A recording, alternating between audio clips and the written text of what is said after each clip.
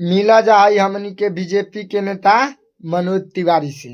फट खोल के दिखाओ, फटाफट खोल के दिखाओ।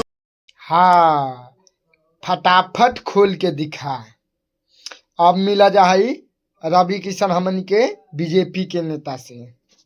बाजे पाइबू नहीं अखियां के चोट से,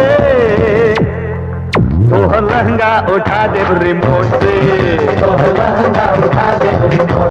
हाँ, लांगा उठा दे रिमोट से।